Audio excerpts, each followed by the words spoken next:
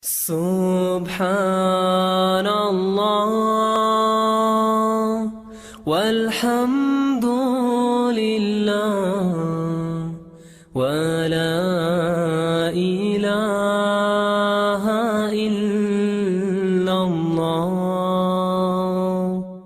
Subhanallah walhamdulillah wa la ilaha illallah. Subhanallah. The Prophet said, لا تقوم الساعة حتى تزول الجبال عن أماكنها. The end of time won't come until you see mountains removed from their places. When I was in Mecca, there's mountains have been removed from Mecca. Quwa'iqan, one of the mountains that's known as the Ahad al-Akhshabain. When the angels came to the Prophet ﷺ and they asked him if he wanted to see the mountains, that they would يطبقهما على قريش. One of them was Abi Qubays and the other was Quwa'iqan. Quwa'iqan has been removed. It's gone. It's no longer there. The mountain is gone. A mountain that the Prophet ﷺ walked in its shade. A mountain that the Prophet ﷺ probably climbed as a boy. This mountain is now removed. Then the Prophet ﷺ said, لا تقوم الساعة حتى تزول الجبال عن أماكنها. These are signs for people to reflect. The Prophet said, I was on the Arabian Peninsula with my family, walking on the beach, and I came upon people in a public beach having sexual intercourse. In a public beach on the Arabian Peninsula. I'm not making this up. This is the level of fasad that is happening on our planet. The Prophet ﷺ said, لا تقوم الساعة حتى يتهارج الناس تهارج الحمير. That the end of time won't come until people are like animals openly. He said, sallallahu alayhi wasallam, that one of the signs of the end of time is civilized people would walk with their thighs exposed in the marketplaces. بادية الأفخاذ في الأسواق. People, pens, he said, would be everywhere. He said that people, out of their love of the world, you would get two-income families.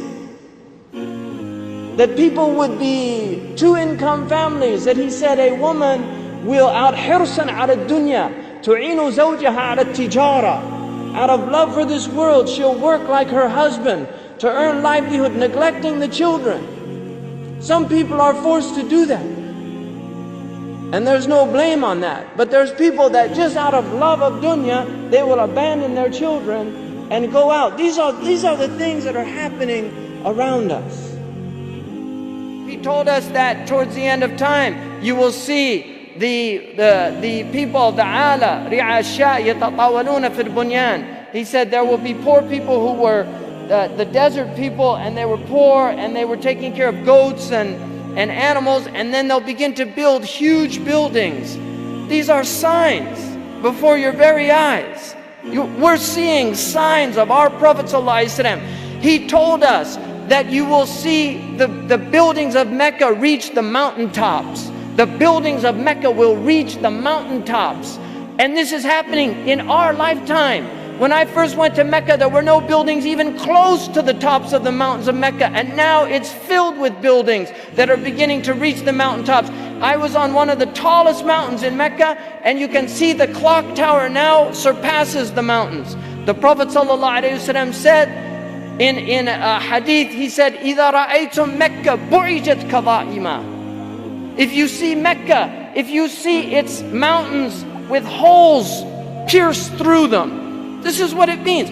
بُعِجَتْ كَظَائِمًا وَيَتَسَاوَى بُنْيَانُهَا رُؤُوسَ جِبَالِهَا. And you see the buildings reach or in a riwayah ta'lu, they will actually surpass the mountaintops. And then he said, فَقَدْ أَظَلَّتَ السَّاعَةُ. It means that the sa'a has cast its shadow. Imam As-Suyuti says in this, هي عبارة عن دنو الساعة. It means that the hour is near, it's coming close. But if you took that literally, and in hadith tradition, in the usuli tradition, asl al-kalam al-haqiqa, that if the Prophet says something, you should always interpret it literally, unless there's a reason to go to a metaphorical interpretation. Now we have the clock tower casting a shadow over the Kaaba. So the clock tower, what do they call it in Saudi Arabia? As-sa'a. لَقَدْ أَظَلَّتَ السَّاعَةُ. You could take it literally, the clock has cast its shadow over the Kaaba. Literally or metaphorically, اقتربت الساعة وانشق القمر. The hour is drawing near.